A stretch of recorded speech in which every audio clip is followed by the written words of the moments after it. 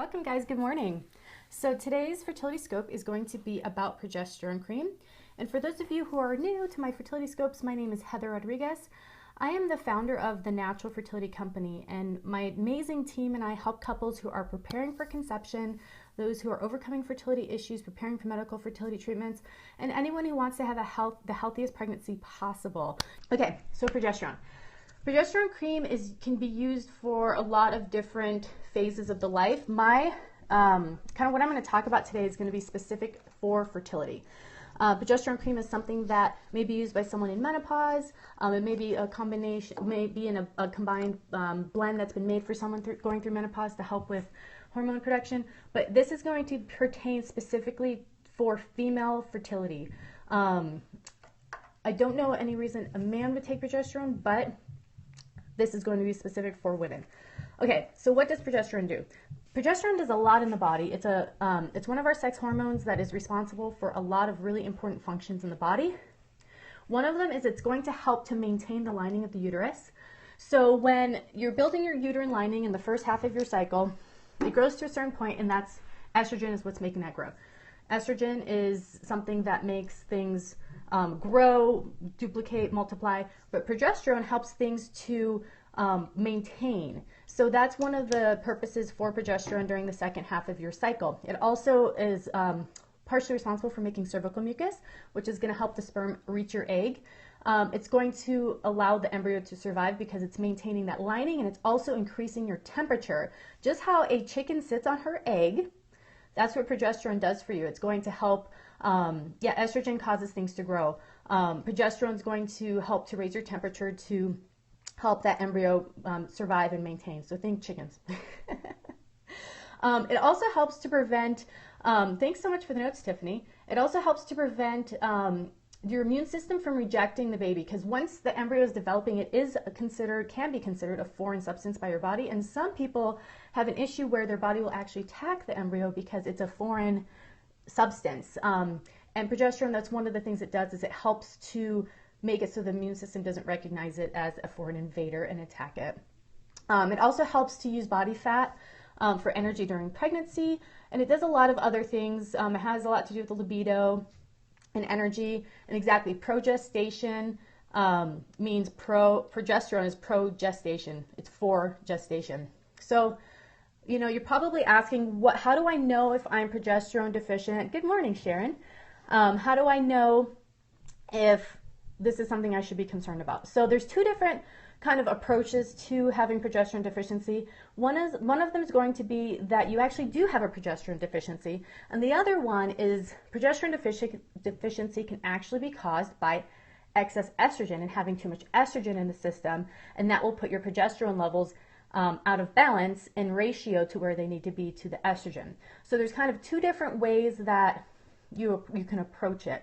Some of the main reasons that we are experiencing too much estrogen in the system is from our foods, eating animal products that have hormones, additional hormones, dairy products, the cows are given additional hormones to produce milk year round, eating large amounts of processed soy, excess estrogen conditions such as PCOS, endometriosis, those types of things where there's something growing, something multiplying, that's kind of a possible sign of estrogen dominance.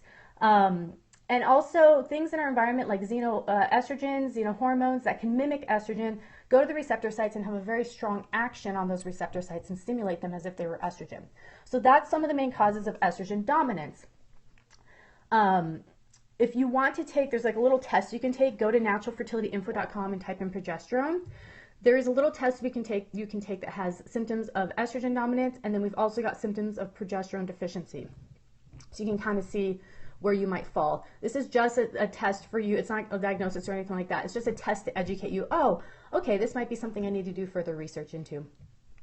Some signs of progesterone deficiency are going to be recurrent miscarriage, having no period, ovulation's not occurring. This isn't always the case for these things, but this is sometimes the reason. PCOS, PMS, blood clots, cramping. So a lot of these things that have to do with hormonal balance, a lot of these signs of hormonal imbalance may be a sign. One of the things that we see a lot of is having low body temperature when you're fertility charting. That's one of the main ways that you can tell. Can you have too much progesterone during pregnancy? Pregnancy is an interesting time for progesterone because your levels are increasing dramatically on a weekly basis, and you have so much progesterone during pregnancy compared to before you're pregnant. It's dramatic, and it's constantly going up. By week 16, your body and your placenta begins to start increasing that progesterone amount. But before then, if you are progesterone deficient, you're going to need to supplement or work with your doctor to keep your levels going up. And Sarah was told that the body just gets rid of any that it doesn't need. We'll talk a little bit about that. It's not a foolproof, like everybody should take progesterone cream because the body's just going to get rid of what it doesn't need. You can actually cause progesterone excess, and we'll talk a little bit about that.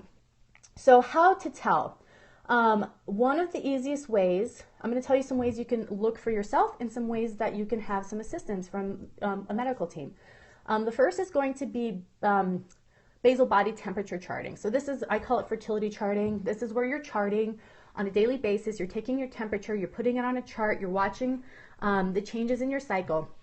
And there's a certain part, here's your period, here's your pregnancy, or your period again, and ovulation is in the middle, right? So when you're fertility charting, you're going to put your temperatures, and when you ovulate, there's a drop, and then your temperature starts to rise, and it goes higher, and it'll be higher than the first half. That's how you know you have healthy progesterone levels. If you're kind of flatlining and there isn't an increase after ovulation, that may be a possible sign of low progesterone levels. So that's one of the reasons, that's one of the many things you can tell from fertility charting.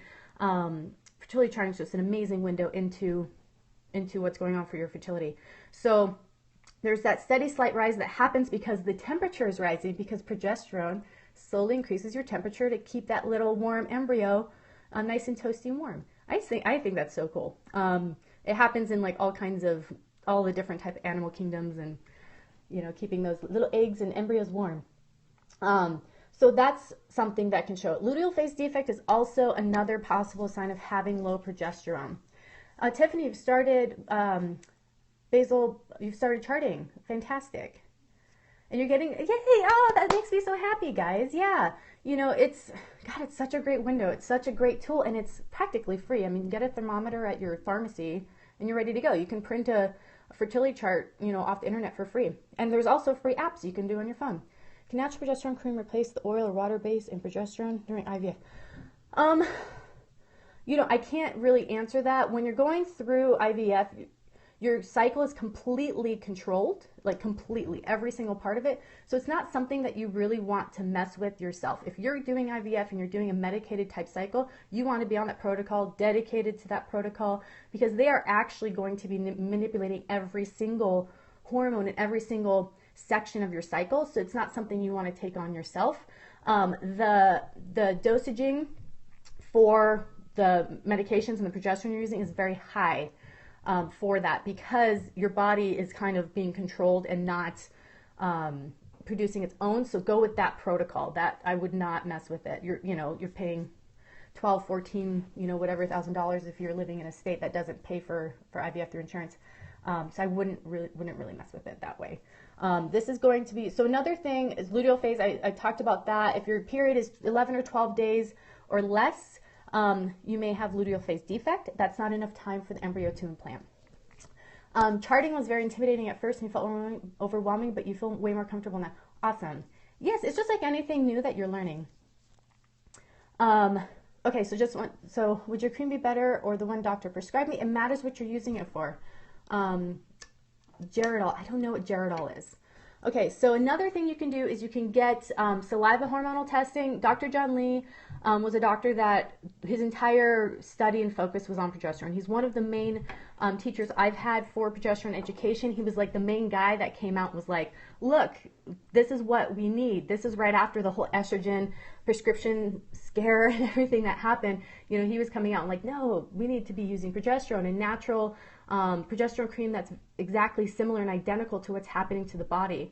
The best time to take temperatures in the morning, is that correct? Yes. Exact same time every single day. So he was a big proponent about saliva testing, and that he was saying that that was more accurate. A lot of doctors are currently doing blood testing, so you just need to talk with whoever you're going to get your testing through, see how you feel about them, see how you feel about the information that they're providing, and go with your gut and request and ask them what's better, saliva or blood, and go from there so you can get your levels tested. It is important what time of the month you are getting your levels tested, so make sure that they know about that. Ideally, I would suggest to go see an RE for this type of testing instead of your general practitioner, because they have a lot more experience in it. They've tested multiple people that week for their progesterone levels, and they also will kind of believe you more when you request it. They'll understand more why you're requesting it, because we've had people contact us and their doctors refuse to test their progesterone. It's like, what could it hurt? It's just a test. Anyways, so when you get your progesterone levels tested, the most appropriate time to get tested is going to be mid-luteal phase. So that's around 7 days after ovulation or 7 days before you're expecting your period. That's about when you're going to get your progesterone levels tested. So do know that it's dependent on your cycle. You can't just walk in any day, but you want to talk with them before that time of your cycle so you can get in. Foods to increase progesterone. I would focus, well, you can't just be done through food, but you want to make sure that you are eating essential fatty acids so that your hormones, that you're producing enough hormones. If you happen to be a super skinny mini, really low body fat, that can be a contributing factor, but you want to eat essential fatty acids. But I wouldn't say that, oh, go ahead and just eat black beans and that's going to increase your progesterone. Not necessarily the case. But what I'm going to go into now are ways that you can support your progesterone levels directly. Of course, you want to be eating a healthy fertility diet. That's the basis of everything. Of course, you want to be increasing circulation through exercise, all that stuff. We got foundations down, right, guys? No, I don't know about Geritol. Hi, Nikki. Okay, so reducing exposure to Xeno hormones. If you're using cream during pregnancy, do it the whole time. Do you use it the whole time? So say you're using progesterone cream and you become pregnant, you want to make sure that you do not discontinue. You do not discontinue using the cream. You want to talk with your practitioner, your midwife, your doctor right away. Let them know I'm using progesterone cream, I'm pregnant, and they'll want to monitor your levels. And whether they tell you to continue progesterone cream or needing to go on a prescription, depending on your situation and your levels, talk with them about it. But you do not want to automatically go off of progesterone cream, because a drop in progesterone cream can possibly cause a miscarriage, because you're maintaining the pregnancy with healthy progesterone levels. Your progesterone levels are constantly going up, so you will need to actually increase the amounts. So talk with your practitioner as soon as you're pregnant. And what else? There's one other thing I wanted to say about that. Oh, and about 16 weeks into your pregnancy is once your placenta has taken over production. So then you're making so much that you wean off. If you're taking prescription or whatever you're taking of progesterone, you actually will wean off at that point. You can actually find Tiffany. Of course, you can find it at the Natural Fertility Shop. So this is the progesterone cream that we use. It comes in a pump. This is Fertilica, natural progesterone cream. It comes like this. It'll have the lid. And one of the reasons I love this is you have to take a specific dosage every single day for the progesterone cream. And this pump is a dosage. So one full pump is going to dispense 20 milligrams of progesterone, and you're going to generally take about 40 milligrams a day. So you would do this in the morning and in the evening. And you do... Okay, so you do one pump. This is a fresh bottle, so let me just get some of the air out. All right, so you do one pump, and that's going to be 20 milligrams. And it's important where you, take my ring off, it's important where you put the progesterone cream. You want to put it where your skin is thin and there's as many capillaries as possible. So that's going to be inner thigh, and you just rub it in. That's going to be inner thigh, inner arms, on your chest, anywhere where the skin is going to be thinner. This cream is very luxurious. And I'm post-ovulation, so it's okay for me to be doing this right now. It is important when you use the progesterone cream. So I just rub it in the skin, and you have to put it on thin skin where there are many capillaries, because it's going to absorb best there. You do not want to put it on fatty parts of the body, such as the booty, the breasts, anywhere where there happens to be a lot of fatty tissue, because it can actually get stored there. Well, hormones like to store themselves in the fatty areas of the body, and over time, that is what can possibly cause progesterone excess. And I'll actually talk a little bit more about that here in a minute. And also rotate it. So when you're using progesterone cream, you want to do a different site each application. So if in the morning I put it on my arm, evening I'll put it on my other arm. The next day, put it on my inner thigh. Anywhere that you're going to have like thinner skin, you can put it on your chest. This is very thin skin for most people here, and rotate those sites. So when you use progesterone cream, you want to use it, well, it depends on the purpose, and I'm not going to get into the whole in-depth of all the things you can do with it. I'm going to talk about just general progesterone cream usage for low progesterone. There's different things you can do to help stimulate a cycle, help stimulate ovulation. If you haven't had a cycle a long time, you can do a suppression cycle.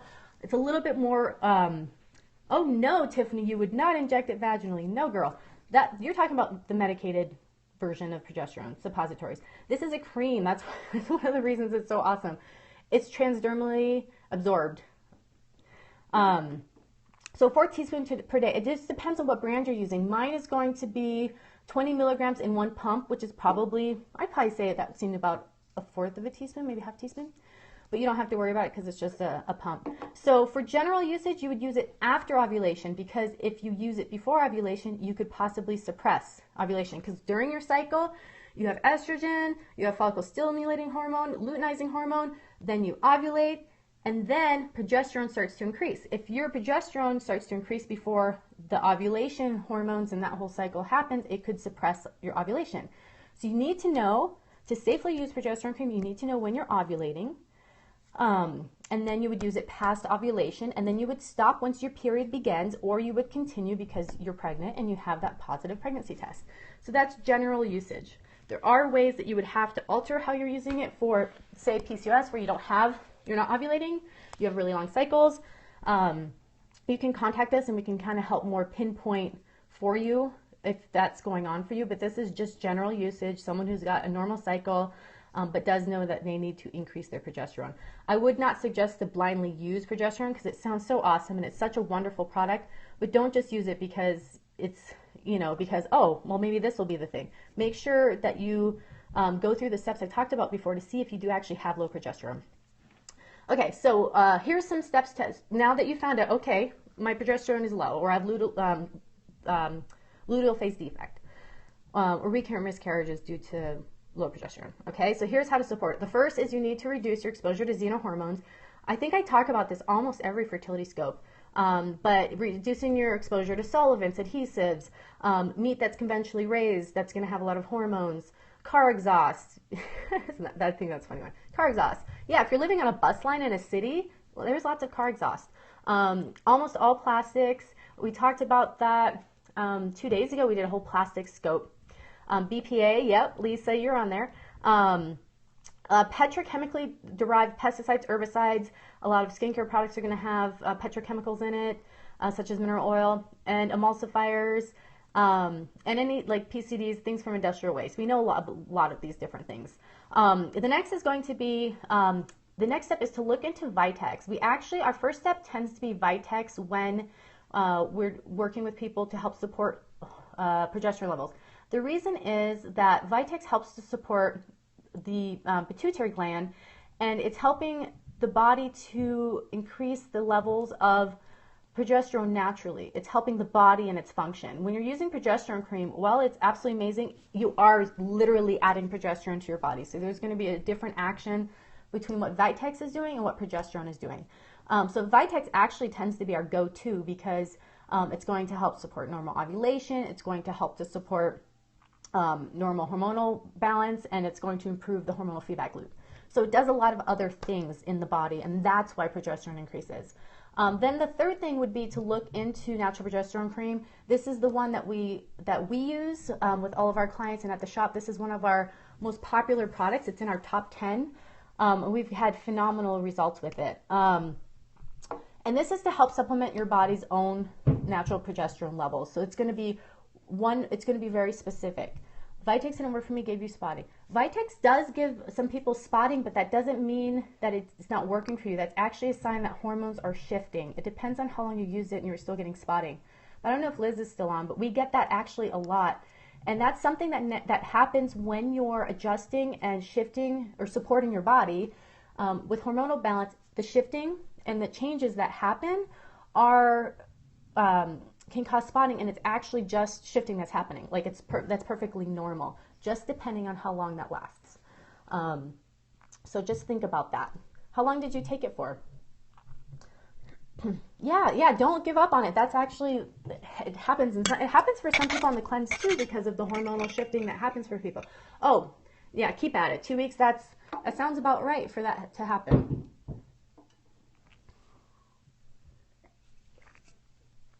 Tiffany, you have a bottle, but you're afraid to take it due to weaning off correctly. Well, you can contact us and we can help support you. Once you're pregnant, you're just going to continue and you're going to actually increase usage. So you need to, look into that. If you're talking about Vitex, you do need to wean off of that properly as well. So, some things to think about. All right, so natural progesterone cream. So another thing to think about is there's medication, there's medicated progesterone cream, medicated progesterone suppositories, injections, various things that you can do. Natural progesterone cream is going to be very different, just in that, one, it's not a pharmaceutical. It's identical to the progesterone that's in our bodies, but there is a time and place for medicated progesterone. There really is. If you're pregnant with twins, your amounts go out even more. So don't just poo-poo the medical progesterone, especially if that's what your doctor is recommending that you take. But this is something that I feel very strong about carrying because it's something that anybody can have access to. I know some people who've worked with doctors that will not test their progesterone levels, and they've had multiple miscarriages. So that's frustrating to me. So I showed you a little bit about how to use progesterone cream. You can place it on your face, your neck, your upper chest, the upper part of your breasts, where the skin is going to be thin, inner arms, palm of hands, and on your feet. And it's just one pump, and then you just rub it in. And you also, when you're looking for progesterone cream, you want to make sure it does not have mineral oil in it. Mineral oil comes by various names, but it's a product that's made from petroleum, and it's going to actually block the absorption of the progesterone in your system. And there are companies still making progesterone cream with mineral oil in them, which is crazy. So ours does not contain mineral oil for that specific reason.